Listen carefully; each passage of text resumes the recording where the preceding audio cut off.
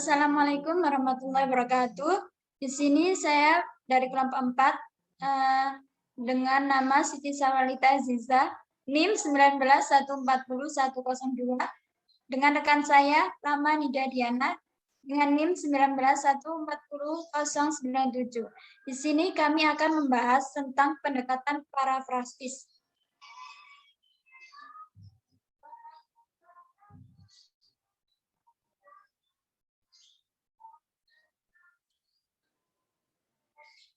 Pengertian pendekatan parafrasis itu yaitu strategi pemahaman kandungan makna dalam satuan cipta sastra dengan jalan mengungkapkan kembali gagasan yang disampaikan pengarang dengan menggunakan kata-kata maupun kalimat yang berbeda dengan kata-kata dan kalimat yang digunakan pengarangnya.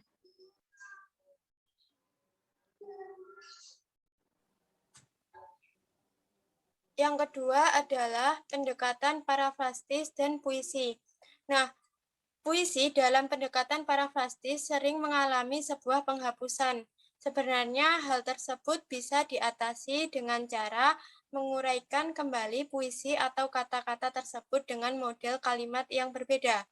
Maka memparafrase sebuah puisi bisa diartikan memprosakan sebuah puisi atau mengubah bentuk puisi menjadi prosa dengan tetap mempertahankan sudut pandang dan kondisi makna tersurat dan tersirat dalam puisi tersebut.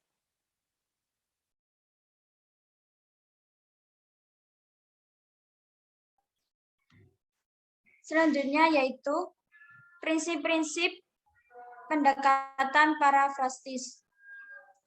Yang pertama yaitu gagasan yang sama dapat disampaikan lewat bentuk yang berbeda. Kemudian, simbol-simbol yang bersifat konotatif dalam suatu cipta sastra dapat diganti dengan lambang. Yang ketiga, kalimat atau baris dalam suatu cipta sastra yang mengalami pelepasan dapat dikembalikan lagi kepada bentuk yang pada dasarnya. Yang terakhir yaitu pengungkapan kembali suatu gagasan dengan menggunakan media.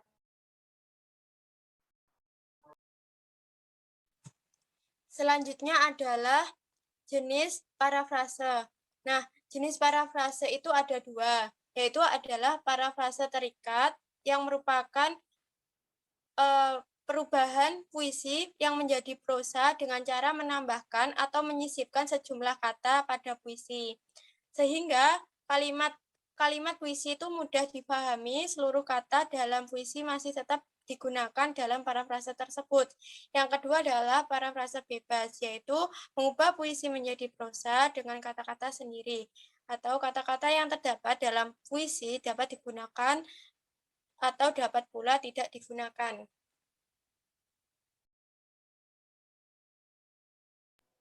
Selanjutnya yaitu teknik-teknik memparafrase pada puisi.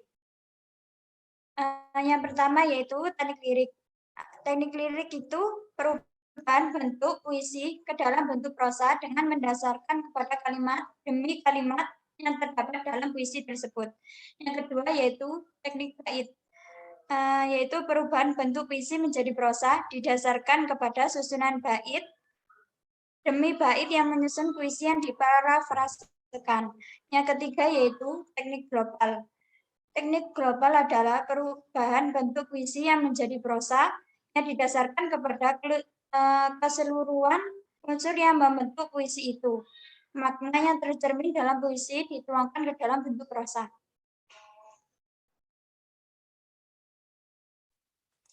Yang selanjutnya adalah hal-hal yang harus diperhatikan dalam memparafrase puisi, yaitu yang pertama adalah membaca atau mendengarkan puisi dengan seksama. Yang kedua, memahami isi kandungan puisi secara utuh. Yang ketiga, menjelaskan kata-kata kias atau ungkapan yang terdapat dalam puisi. Yang keempat, yaitu menguraikan kembali isi puisi secara tertulis dalam bentuk prosa dengan menggunakan kalimat sendiri. Yang kelima adalah menyampaikan secara lisan atau dibacakan. Ya, berikutnya adalah contoh parafrase. Nah, di sini tuh ada contoh parafrase puisi ke cerpen, yaitu ada puisi kupu-kupu. Nah, puisi kupu-kupu ini mengalami proses memparafrase jenis bebas, yaitu mengubah puisi menjadi prosa dengan kata-kata sendiri. Bisa dilihat itu apa bentuk cerpennya.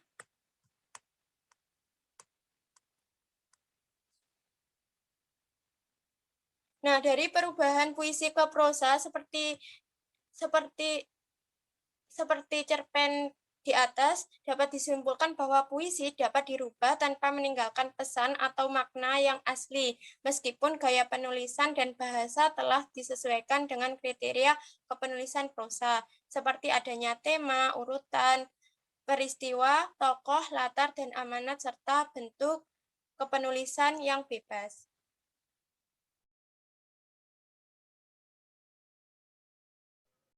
Selanjutnya di sini saya akan memberikan contoh pengimbuhan kata dalam puisi dengan judul Karangan Bunga. Dapat dilihat di situ itu termasuk parafrase terikat, yaitu mengubah puisi menjadi prosa dengan cara menambahkan atau menyisipkan sejumlah kata dalam puisi. Misalnya, 3 anak kecil menjadi ada 3 anak yang masih kecil. Jadi imbuhannya ada dan kata yang. Yang kedua yaitu dalam langkah malu-malu menjadi dalam langkah yang malu-malu. Kemudian datang ke Salemba menjadi datang ke pekuburan Salemba. Nya adalah puisi menjadi prosa.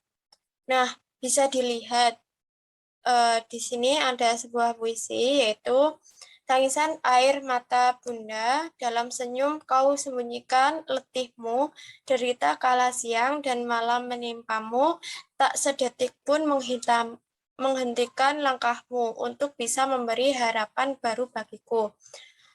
Menjadi ibu tetap tersenyum walaupun dalam kondisi letih meskipun bekerja keras ketika siang dan malam. Tidak pernah sedikit saja ia menyerah untuk tetap bisa memberikan harapan baru bagi anaknya. Nah, di sini termasuk jenis memparafrase terikat karena menambahkan atau mengurangi kata-kata pada puisi. Nah, adapun tahapan menjadi seperti prosa ini itu ada 2 tahapannya, yaitu yang pertama adalah menemukan kata puisi, yaitu tadi kan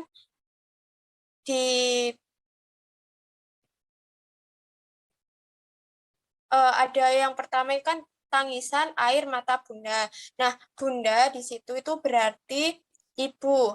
Kemudian di baris ketiga itu ada derita kala siang. Nah, kala di sini itu bisa diartikan ketika atau waktu. Selanjutnya adalah penambahan kata-kata dan tanda baca yang sengaja dihilangkan pada puisi akan dimunculkan lagi pada prosa. Nah, ini ibu tetap. Nah, ini adalah penambahan kata lagi, dalamnya dihapus, tersenyum, kau sembunyikan dihilangkan. Kemudian ada tambahan, walaupun dalam kondisi letih, kemudian ditambahkan lagi, meskipun bekerja keras, derita kala itu dihapuskan, dimunculkan lagi ketika siang dan malam, menimpamu itu dihapuskan, tidak itu dimunculkan, tak pernah sedikit saja, pernah dan saja itu dimunculkan, ia menyerah itu dimunculkan, menghentikan langkah itu dihapuskan, untuk itu untuk tetap itu munculkan bisa memberikan harapan baru bagiku, punya itu dihapuskan anaknya. Nah, akan menjadi seperti ibu tetap tersenyum walaupun dalam kondisi letih, meskipun bekerja keras ketika siang dan malam. Tidak pernah sedikit saja ia menyerah untuk tetap bisa memberikan harapan baru bagi anaknya. Nah, ini bisa dilihat kalau yang ada kurungnya itu kalimat yang dimunculkan. Kemudian ada kalimat yang ada garisnya itu berarti dihapuskan. Kemudian kalimat yang tidak ada garis ataupun kurung itu berarti kalimat asalnya. Nah, terima kasih atas perhatiannya. Wassalamualaikum warahmatullahi wabarakatuh. Nah, sesi selanjutnya akan dilanjutkan melalui WhatsApp group.